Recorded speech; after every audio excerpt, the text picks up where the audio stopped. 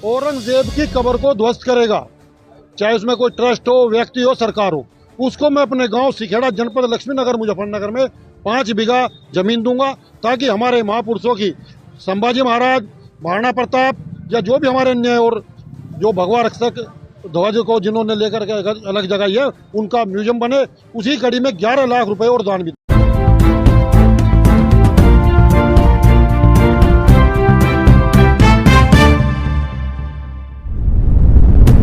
औरंगजेब की कब्र को लेकर नागपुर में जो दंगा हुआ है, नागपुर में जो हिंदू मुसलमान देखने को मिला है, नागपुर में जो राजनीति देखने को मिली है, यार भाई साहब, नागपुर एक ऐसा सिटी था जो 300 साल से कभी भी नागपुर में कोई दंगा नहीं हुआ।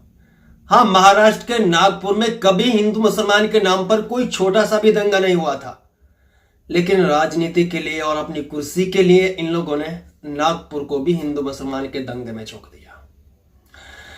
हाँ, कुछ लोगों का कहना है कि भाई साहब, दूसरे देश तरक्की कर रहे हैं, कुछ लोग चांद पर जा रहे हैं, कुछ लोग बहुत ज्यादा आगे की एआई टेक्नोलॉजी के बारे में सोच रहे हैं, लेकिन हमारे देश की जो सोच है, जो एक रणनीति है, वो पीछे जा रही है।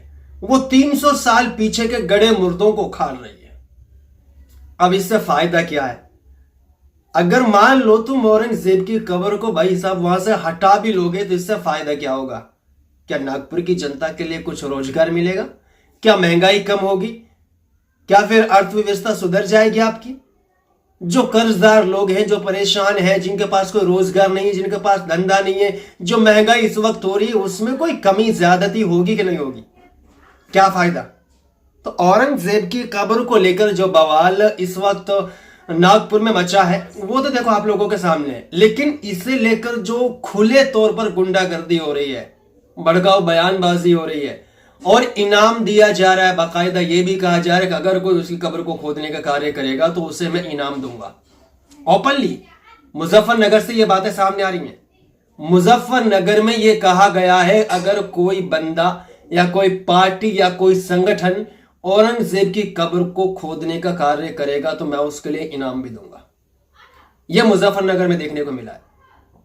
यूपी के मुजफ्फरनगर में शिवसेना के नेता का भड़काऊ बयान, यह भड़काऊ भाषण है, इसे लेकर कोई कार्रवाई नहीं होगी, इस पर कोई बिल्डोजर नहीं चलेगा। योगी आदित्यनाथ को शायद ये सुनाई नहीं देगा। हाँ, ये पता नहीं होगा योगी आदित्यनाथ को कि ये कुछ क्या हो रहा है। सिर्फ मुसलमानों पर कार्रवाई होती है, मुसलमानों के घर गिराए जाते हैं, मुसलमानों को जेल में डाला जाता है, मुसलमानों को यूएपीए लगाकर जेल के अंदर क्या नाम है धकेल दिया जाता है और मुसलमानों के घरों पे बिल्डोजर चलाया जाता है। अब ये जो भड़काऊ भाषण इन्होंने दिया है, इन्होंने ये कहा है कि मैं 5 बीघा जमीन दूंगा, 11 लाख रुपए कैश दूंगा। जो भी कोई बंदा, कोई पार्टी, कोई संगठन औरंगजेब की कब्र को वहां से उखाड़ता है, ये बातें चल रही हैं और इन पर सरकार कोई एक्शन नहीं ले रही है, पुलिस प्रशासन कोई एक्शन नहीं ले रहा है। योगी आदित्यनाथ को ये बातें सुनाई नहीं दे रही है।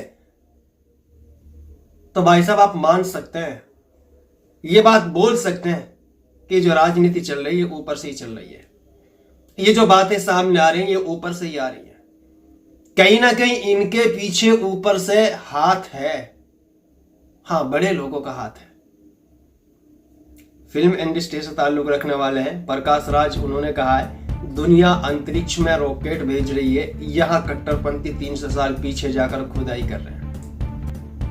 मैं वही तो बता रहा हूं आप लोगों को यार, लोग आगे की सोचते हैं, फ्यूचर प्लान बनाते हैं, फ्यूचर को लेकर कुछ स्ट्रेटजी होती है कि हमें ये तरक्की करनी है, ये कुछ बनाना है, यहां ये कुछ लगाना है, पब्लिक के लिए रोजगार देना है, महंगाई को खत्म करना है, ये कुछ मुद्दे होते हैं।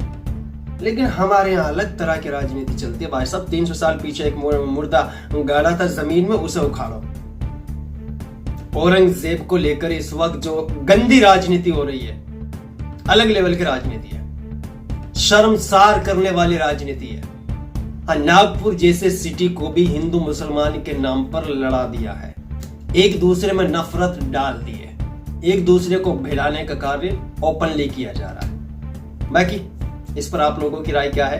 ये जो भड़काऊ बयान मुजफ्फरनगर से आया है, इस पर क्या यूपी सरकार एक्शन लेगी या इसे लेकर ऐसे ही छोड़ देगी? क्या लगता है आपको? आप राय जरूर शेयर करें।